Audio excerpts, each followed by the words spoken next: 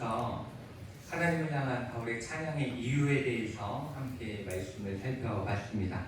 그리고 그 이유는 하나님께서 허락하신 하늘의 신령한 복이 성부, 성자, 성령 삼위일체 하나님의 역사하심을 통해서 우리 가운데 이루어졌고 그리고 이루어지고 있고 이루어질 것이기 때문이다 라는 것을 함께 알게 되었습니다. 하나님께서는 창세전에 우리를 택하셨죠. 그리고 자녀 삼아 주셨습니다.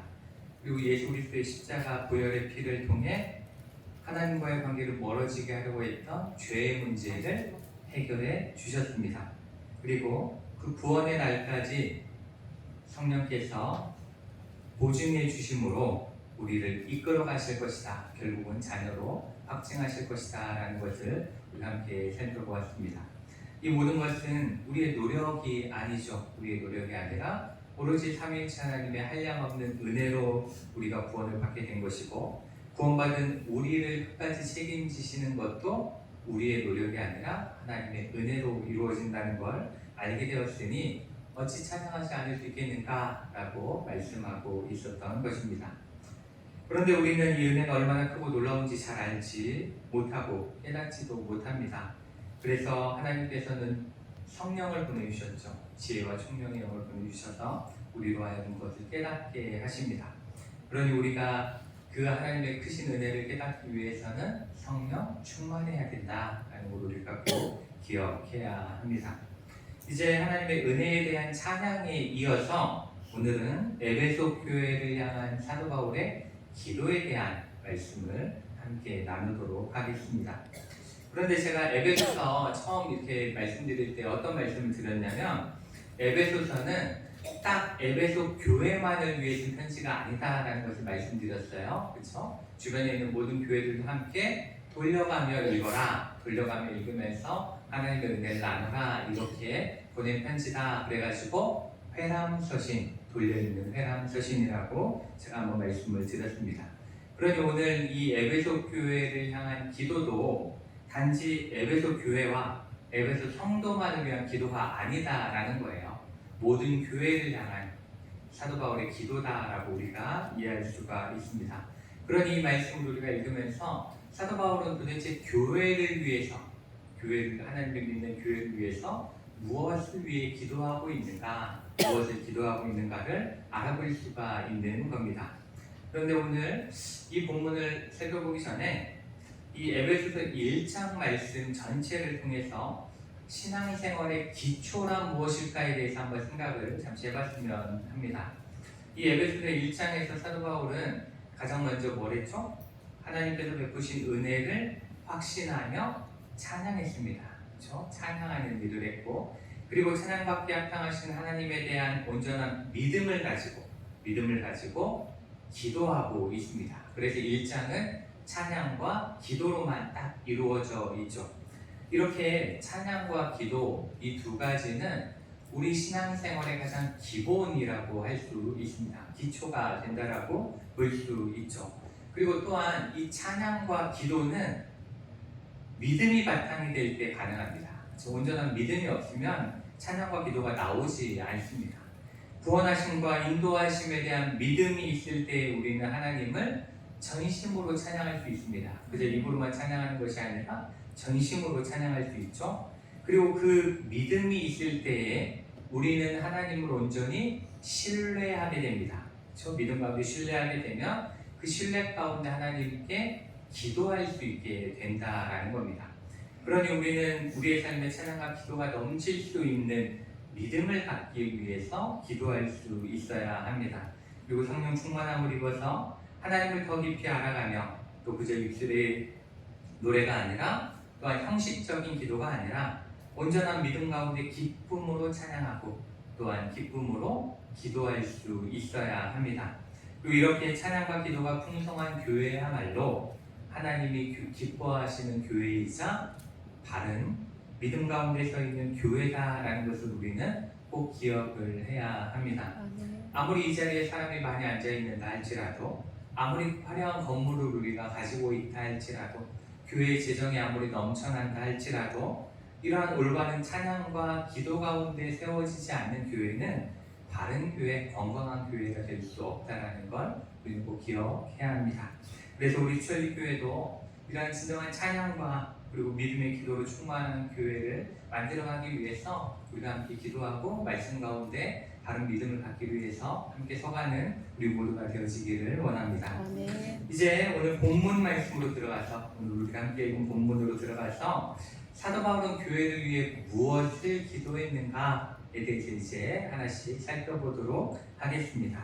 우리 말씀을 먼저 함께 읽겠습니다. 15절과 16절 말씀을 함께 읽겠습니다.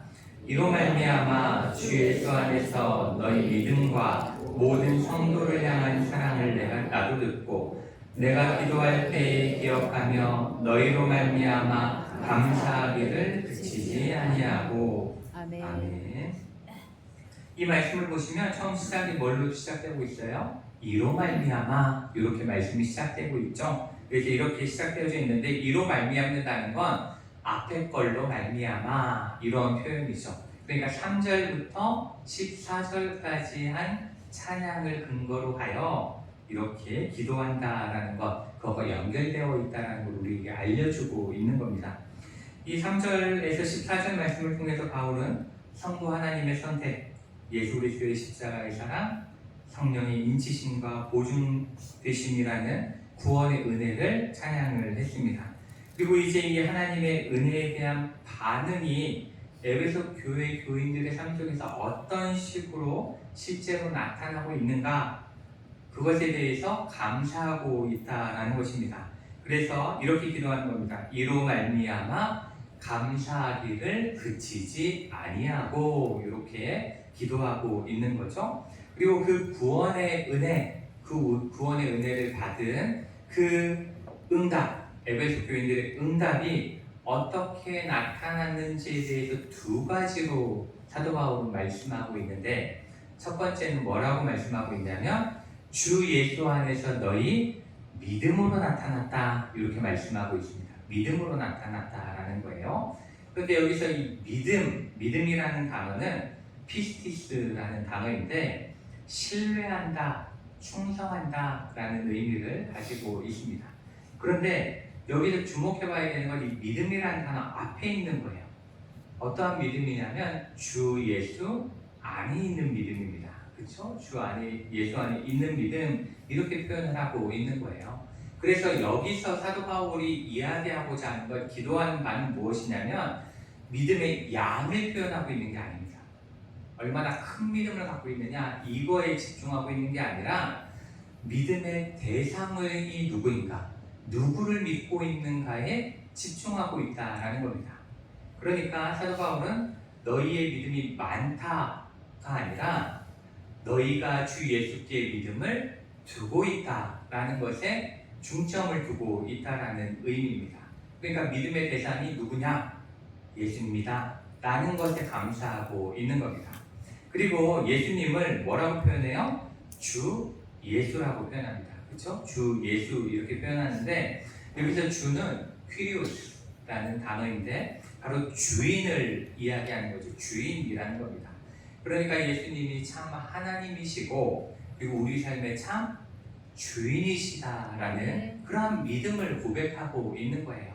그렇게 에베소 교인들은 주님 예수님을 참 주인으로 모시며 살아가고 있다. 그리고 신뢰하며 살아가고 있다. 그것에 대해서 나는 감사한다. 이렇게 말씀을 하고 있는 겁니다. 그리고 그 이어서 모든 성도를 향한 사랑 때문에 감사한다라고 기도하고 있습니다. 모든 성도를 향한 사랑 이렇게 되어져 있는데 여기서 사랑은 아가페의 사랑이죠. 그렇죠? 아가페의 사랑이고 아가페라는 단어가 가지고 있는 의미는 호감을 의미하는 게 아닙니다. 감정적인 호감을 이야기하는 것이 아니라 희생적인 사랑, 헌신적인 사랑, 예수님이 십자가를 지신 것과 같은 사랑을 의미합니다. 그러니까 이 사랑은 모든 성도를 향한 사랑은 나한테 잘해주는 사람에게 나도 잘해주는 걸 의미하는 게 절대로 아니다라는 겁니다.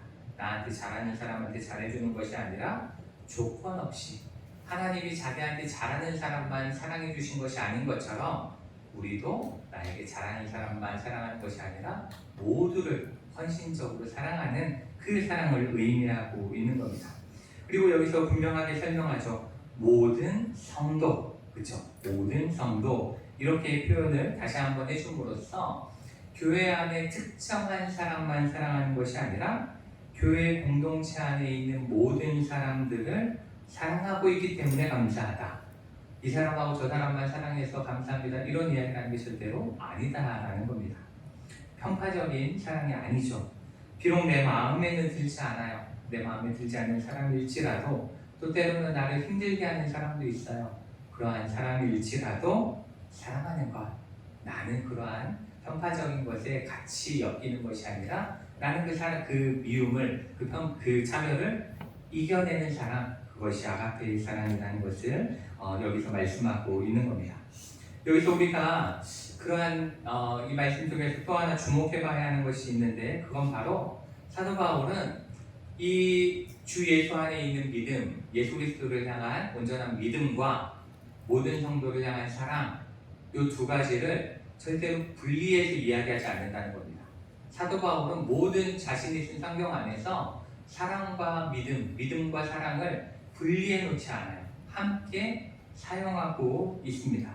그리고 그 말은 하나님을 향한 온전한 믿음, 바른 믿음을 가진 사람은 다른 사람을 향한 사랑을 실천한다라는 것을 우리에게 알려주는 겁니다. 사도 바울은 믿음과 사랑을 항상 함께 가는 것으로 말씀하는데, 갈라디아서 5장 6절은 우리에게 이렇게 말씀합니다. 그리스도 예수 안에서는 할례나 무할례나 효력이 없으되 사랑으로서 역사하는 믿음뿐이니라, 이렇게 말씀하고 있고, 골로새서 1장 4절에서는 이렇게 말씀합니다. 이는 그리스도 예수 안에 너희의 믿음과 모든 성도에 대한 사랑을 들었음이요, 이렇게 표현하고 있습니다. 이렇게 참된 믿음, 우리가 참된 믿음을 가지고 있다면 그것은 사랑으로 실천되어지게 되어져 있다라는 겁니다. 실천되어진다는 것이죠.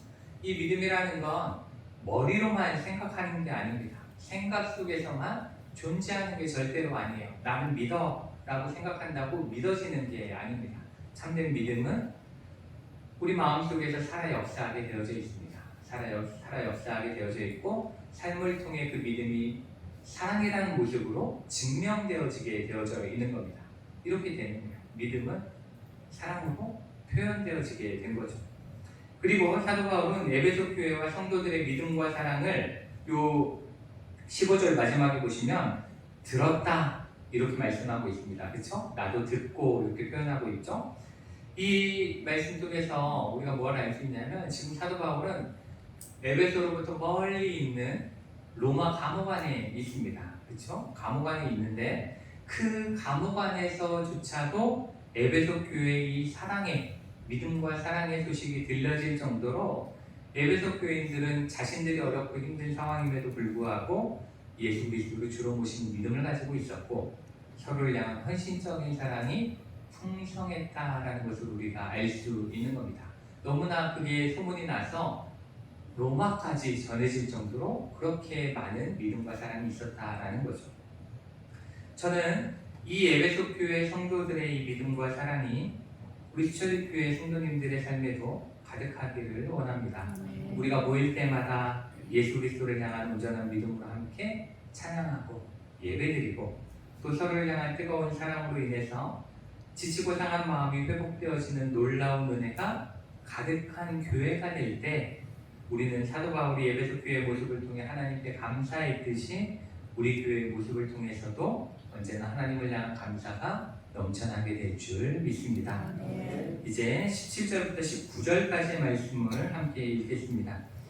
우리 주 예수 그리스도의 하나님 영광의 아버지께서 지혜와 계시의 영을 너희에게 주사 하나님을 알게 하시고, 너희 마음의 눈을 밝히사 그의 부르심의 소망이 무엇이며 성도 안에서 그 기업의 영광의 풍성함이 무엇이며 그의 힘의 위력으로 역사하심을 따라 믿는 우리에게 베푸신 능력의 지극히 크심이 어떠한 것을 너희로 알게 하시기를 구하노라.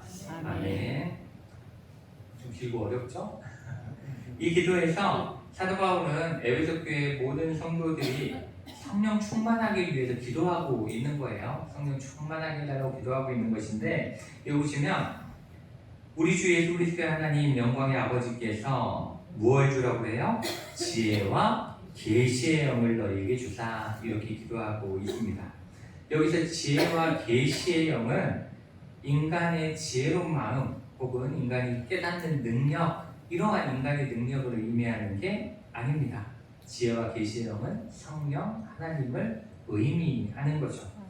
이렇게 성령 하나님이 하시는 핵심 사역은 우리로 하여금 하나님이 누구신지, 하나님의 은혜가 무엇인지 이것을 깨닫게 하는 게 성령 하나님의 가장 큰 사역이에요.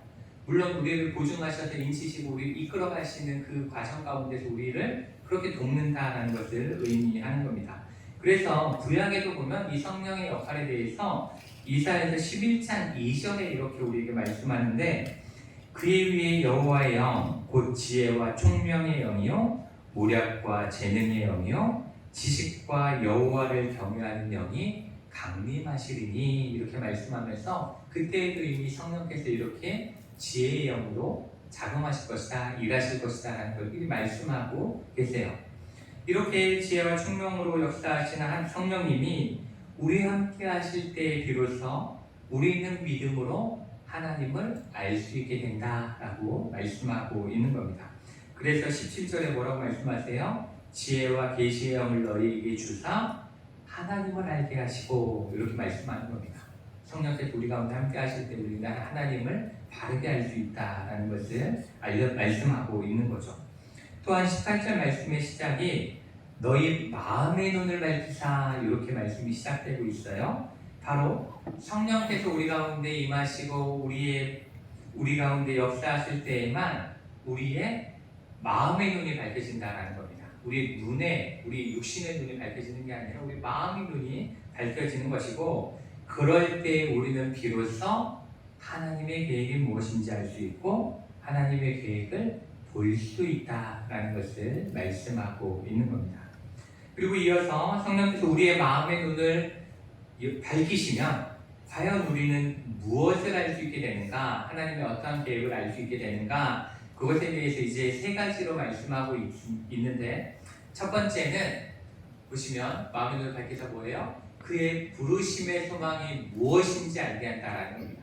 부르심의 소망이 무엇인지 알게 된다, 이렇게 말씀하고 있는데, 여기서 이 소망이라는 단어, 소망이라는 이 단어는 막연한 기대를 이야기하는 게 아닙니다. 우리가 이번 주에는 복권에 당첨되었으면, 이런 막연한 기대를 이야기하는 것이 아니라 하나님께서 우리를 부르셨기 때문에 반드시 이루어질 미래에 대한 확실한 약속, 그것이 무엇인지를 알게 하신다라는 겁니다.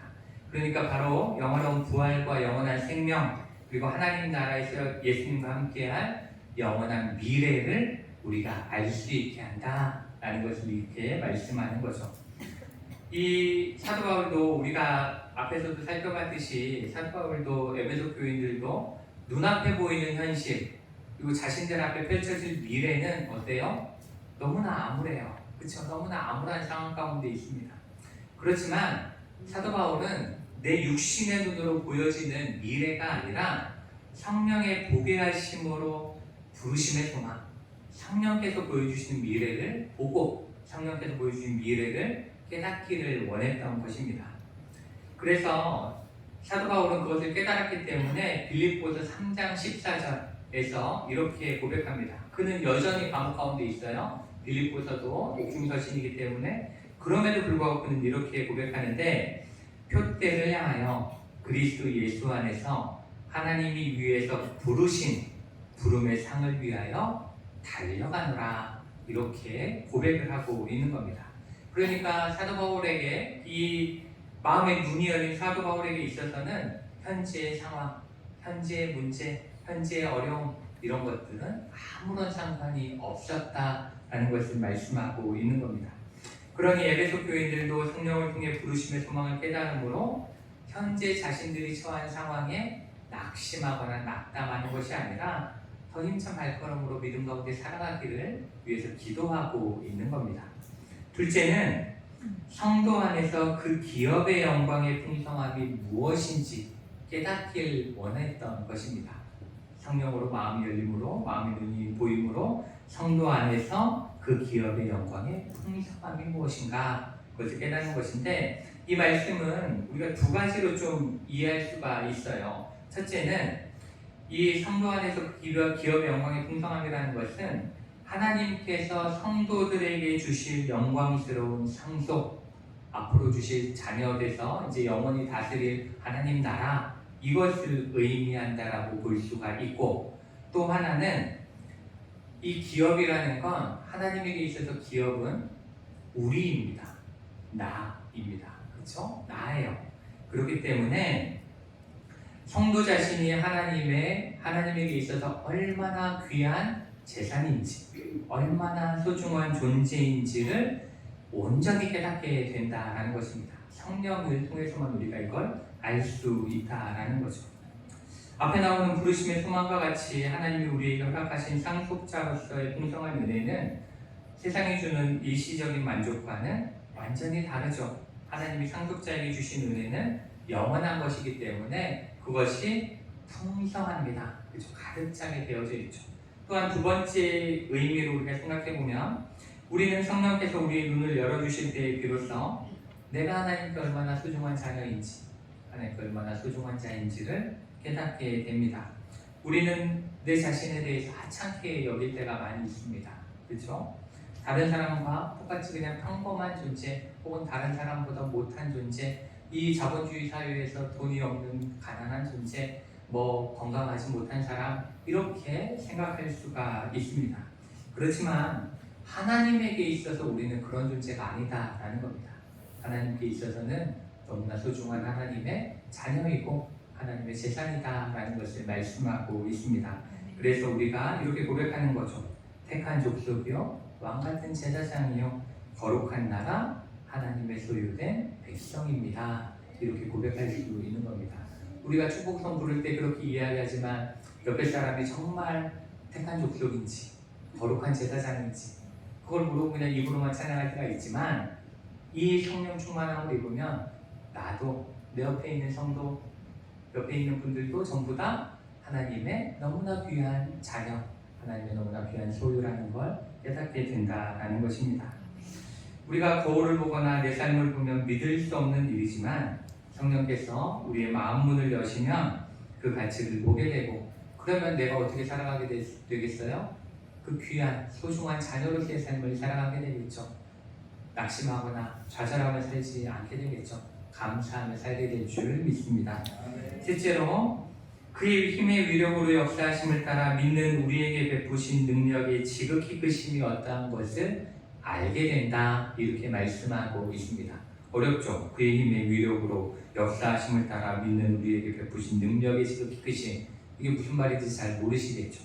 그런데 이 말씀은 어떤 의미냐면, 우리를 귀한 자녀 삼으셨죠. 아주 소중한 재산으로 삼으셨는데, 그렇게 자녀 삼으시고 우리를 축복하시고 구원하신 하나님의 능력이 얼마나 큰지, 얼마나 위대한 건지, 하나님이 얼마나 대단한 분이신지를 성령 충만할 때에만 알 수 있다라는 것을 우리에게 말씀하고 있는 겁니다. 여기서 사도 바울은 이 하나님의 엄청난 능력을 표현하기 위해서 4개의 단어를 사용합니다. 4개의 단어를 사용하는데, 여기 보시면 능력으로 번역된 듀나미스라는 단어가 있는데, 이거는 무한한 잠재력, 폭발적인 힘, 이런 걸 의미하고, 이 듀나미스가 영어로 뭘로 바뀌냐면 다이너마이트입니다. 그 정도로 폭발적인 힘을 이야기하는 거예요.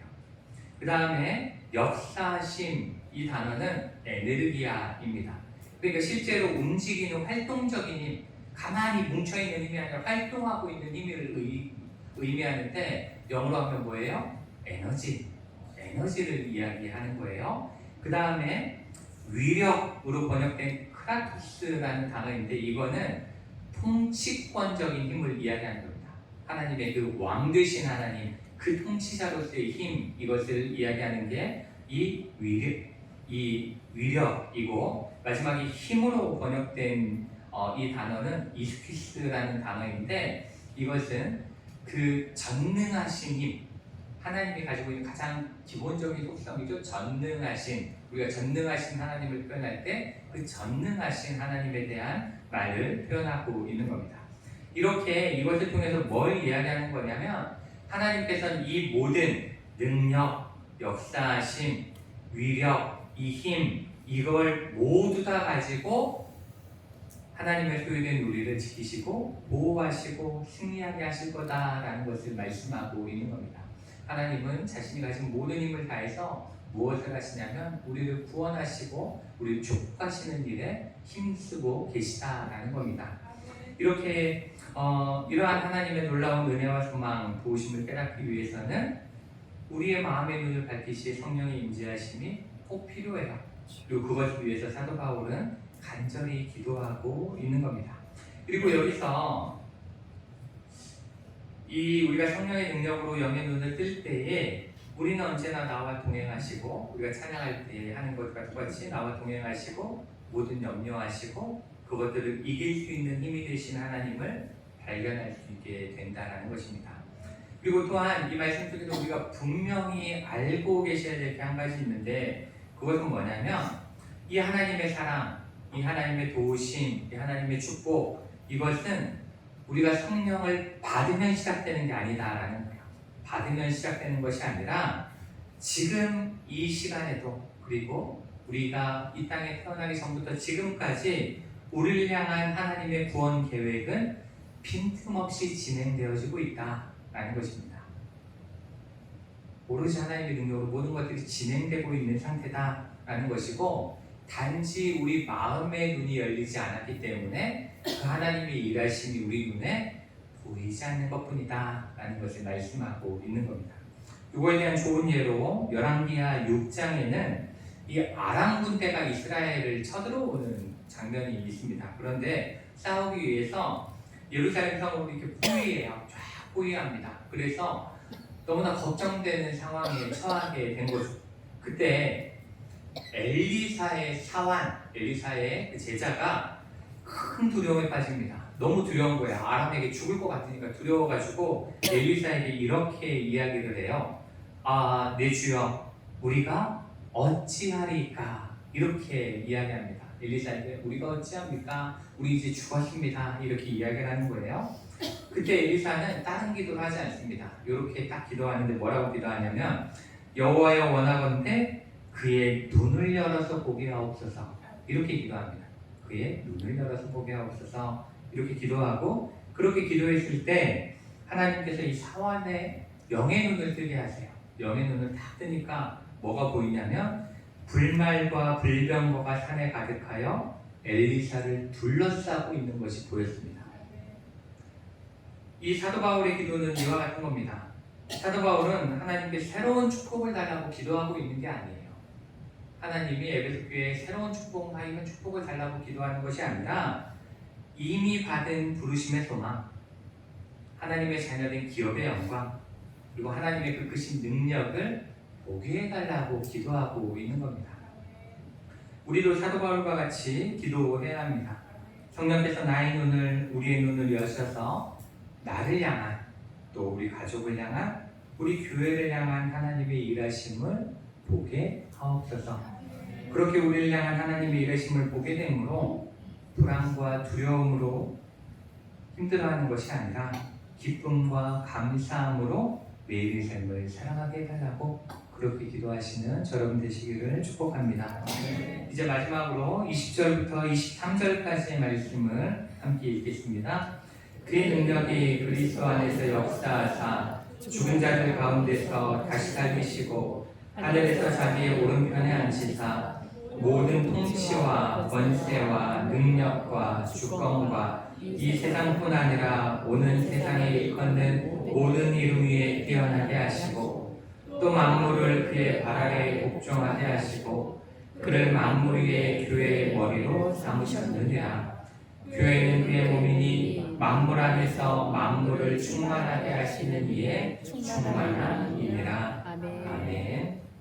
이 말씀은 19절에서 보여주신 하나님의 그 놀라우신 힘이 그리스도를 통해 어떻게 역사하셨는지에 대해서 말씀하고 있는 겁니다. 그리고 이제 20절에서는 그 십자가의 사역을 말씀하고 있죠. 그런 구원의 사역을 말씀하고 있습니다. 그 다음 21절에 보시면 모든 통치와 권세와 능력과 주권과 이 세상뿐 아니라 오는 세상에 임하는 모든 이름 위에 뛰어나게 하셨다라는 것을 말씀하고 있는데, 이것을 통해 뭘 말씀하고자 하시는 거냐면, 그 당시 에베소 사람들은 가장 먼저 누구의 통치 아래 있어요? 로마 황제의 통치 아래에 있습니다. 그렇기 때문에 로마 황제가 너무 두려운 존재인 거예요. 로마의 군대가 두렵고 로마의 이 황제가 두려운 상황 가운데 있습니다. 그런데 이러한 그 정치적인 두려움을 넘어서서 또 그 당시의 사람들 가운데에는 이런 것도 좀 있었어요. 이 마술, 점술, 우상숭배, 미신숭배, 또 악한 영, 이런 것들에 대해서 그 당시 사람들은 굉장히 예민하게 생각을 했습니다. 그러니까 아데미 신전도 그렇게 크게 져놓고 막 그 우상숭배를 하게 됐던 거예요. 그래서 이러한 것들이 인간의 운명을 조종한다라고 믿고 있었습니다. 그 당시 사람들은 다 그냥 그렇게 생각하고 있었던 거예요. 저희가 어렸을 때 전설의 고향을 보면서 귀신이 나를 언제 잡아갈지 모른다고 믿었던 것처럼, 그 당시 사람들은 과학이 발달하지 않았던 때니까 다 당연히 그렇게 믿고 있던 시대였죠. 그래서 로마 군인들도 두려워했고 눈에 보이지 않는 영적 세력도 두려워했습니다. 그런데 지금 이 사도 바울은 이 에베소 사람들을 향해서 뭐라고 말씀하는 거냐면, 로마의 막강해 보이는 영원할 것 같은 권력도, 에베소 사람들이 두려워하는 그 어떤 영적인 존재도, 악한 영도 결국은 예수 그리스도의 발 아래에 있다라는 것을 선포하고 있는 겁니다. 22절에 또 만물을 그의 발 아래에 복종하게 하셨다 이렇게 말씀하고 있는데, 이것은 어떠한 의미냐면, 그 당시에 정복전쟁을 하잖아요. 정복전쟁을 하면 상대 나라를 이기면 그것을 어떻게 표현했냐면 상대 왕의 목을 밟는 겁니다. 그래서 이제 너는 끝이다, 이제 점령되었다는 걸 확실하게 보여주는 거예요. 그러니까 그의 발 아래에 복종하게 하셨다는 건 이 땅에 있는 어떠한 권력도 예수 그리스도의 발 아래 굴복되어져 있다는 것을 분명하게 가르쳐주고 있는 것입니다.